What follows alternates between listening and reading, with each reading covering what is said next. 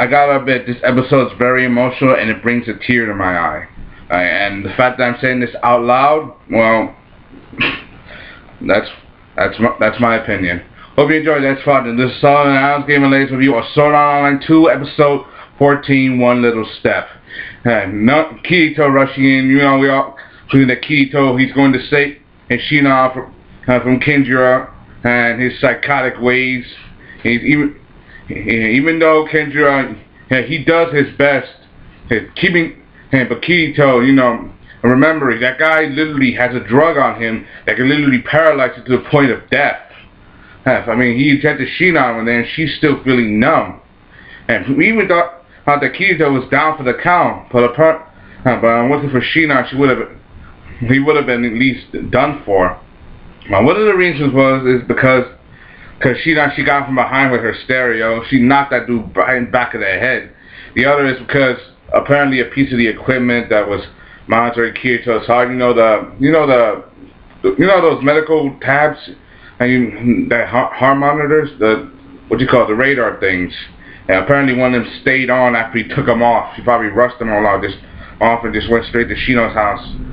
And when he was injected, it touched the stick. It touched the pad instead of his skin, instead of going into his body and killing him. He was lucky. That was dumb luck. I gotta admit, that was dumb luck in the worst way possible. Not in the worst, but in the best way possible. He got lucky, and Shina really thought he was going to die. But he's not. And she really, and because for him, she probably would have died, or he's gotten, or a lot worse, raped, because of that sick bastard. We all know that guy's a freak, so I knew it was from day one. I knew it was him from day one. He was involved from day one, yeah. Also, I gotta admit, this episode is very emotional. I said it before, and I'm gonna say it again, emotional.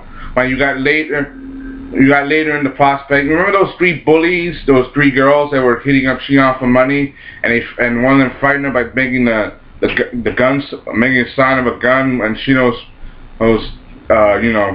her phobia of guns, and it kicked in, but then something happened, and she, like the bully, they took out it didn't seem like a gun, more like a replica, like. It was a gun, but it jammed before it would, fire. But she overcame her fear. She overcame her fear. And literally took the gun out of her hand and shot it at a can. To take a gun in real life and then put it back in that bully girl's hands. It's like she's overcome this. There's still a part of her that's still a little shaken up though, but it's like one step closer to not feeling that way anymore. It's like her experience with Kirito really changed her life, kind of for the better. I mean, if she hadn't, and her life would have gotten a whole lot worse, and she wouldn't have made friends with Kirito to the point. Also, invest. Also, Kirito, he picks her up from school, takes her to see his government friend. That guy that he explains the situation, and that both brothers are arrested. And Kendra and his brother and Shura, aka Red Eye Zozen. Oh, by the way, I also saw the old episode. Also, as a tribute to Sword Art Online 2 ending, I saw Sword Art Online 1. All the episodes, all from Aincrad all the way to Alfheim, and the end of Alfheim, and Zephgun, Red Eye Zozen, he was in an episode of SAO. If you don't believe me, go look for SAO Season 1, Episode 6. He's there, trust me. It's him, Red Eye Zozen, trust me. But he explained, anyway, his friend is explaining, now that they're both arrested, but their partner in crime, their third partner, he escaped. They had a third cohort. Remember, 3 laughing coffin runners. His name was his name in SAO was Johnny Black. Apparently, he was Poison Dagger in SAO. So remember, 3 laughing coffin members survived. So and and he was like Red Eye Selden, he was a true red player, murder, blood. Also, so when Red Eye Selden, aka Chura, escaped SEO, he told he told his brother all his secrets about him being a red player and how he murdered. Apparently his dark thoughts and secrets creeped the hell out of a lot of people, but not his brother. His little brother became involved, thinking of him as a hero, because in that world he was practically decided where people lived and when people died. It's kind of like a god. That's freaky as hell. And one of the most amazing parts about this is Shinon's ability to say that she wants to see him Ikenjiro again after he tried to rape her. I'm like, come on. Like, this guy literally wanted to have his way with you, and he was a sick bastard. She probably won't forgive him, but she said that it's probably because of stress. I'm like, what stress? This guy was a nutball. I'm like, literally, to be literally saying that he was going, because because his character sucked in the game, and his brother was trying to make a name for himself. He got reality and fantasy confused. Come on, the guy tried to take complete advantage of you on his own terms, and you had no say in the matter. So I gotta vote a definite no. Lock him up and throw away the freaking key. Any of you agree with that? Comment below. Trust me. And then I gotta admit, and there's also the frightening letter that Red Eye Selden. I'm using Red Eye Selden because that's why I prefer it. Him, Death Gun, Red Eye Selden, whatever. And he gave one last message to Kirito. No, it's not over. It's not over. You don't have the power to. It's not over. It hasn't ended yet. You have the power to say it's ended yet. It's showtime. And those words were haunting. Remember, it was Kleins who figured out that guy was close to the leader of Laughing Coffin, and he was a Laughing Coffin member. So there you go. Also, I gotta admit, Kirito. So he wants to help Shinon. He really wants to help Shinon in her emotional part. He introduced to the Asuna, her and Liz. They went to Klein's bar, when he managed, and we got to see Klein, but he didn't say a word. He even explains he even told Asuna and Lisbeth about her past, about what happened to her at the post office.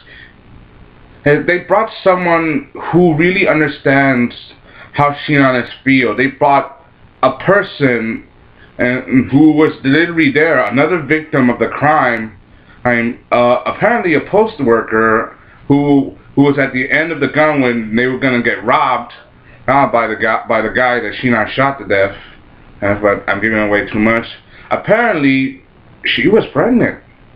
She was pregnant at the time, and Shinon, even though she killed that man and it was kind of an accident, she saved her life, because if that man had continued gone as rapper, he probably would have killed her and her unborn baby girl.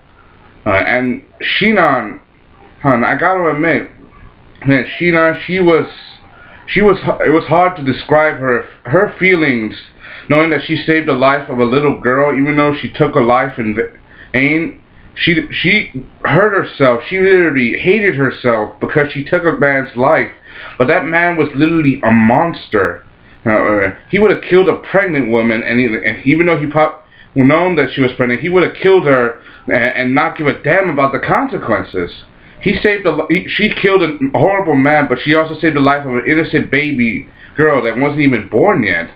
And seeing that hold that little girl's hand and tears coming out her eyes makes it kind of very emotional and very like a real happy ending, because it's like she doesn't have to feel guilty about what she did anymore. Like, all the burden, all the pressure. I mean, she stepped up in this episode already when she stood up to those bullies, but now that she's got through this, now that seeing that woman and her child, she's probably feeling so happy she doesn't have to feel guilty anymore.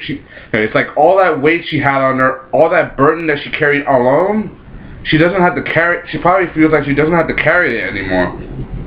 And this is not even the last. And we are still not done with this. We still there's still another episode. There's still more after this. Trust me. And I gotta admit, this episode is very emotional, because part of me wanted to cry, literally. And I'm a reviewer, and I show almost no emotion. If I do, it's like a once in a blue moon. I literally wanted to cry because this girl, knowing that she did such a horrible thing, but knowing that she saved an innocent life, and I gotta admit, man, it's pretty heart-rending. And what do you think? Do you like it? Do you hate it? Did I blab on too much? Well, that's your opinion. And just comment. I gotta admit, this is a very, very emotional episode, especially for Sheena taking in this step and knowing that even though life may be hard sometimes, there's always a bright light somewhere to be found. And I think she found that in that little girl. Hope you enjoyed this part of the Sellavin Alice game. You started on like 2 episodes. Episode 14. Episode 14. One step closer. I'm beside myself with. I really did enjoy this episode. This is really heart-rending. Hope you enjoyed this content. Bye. Bye.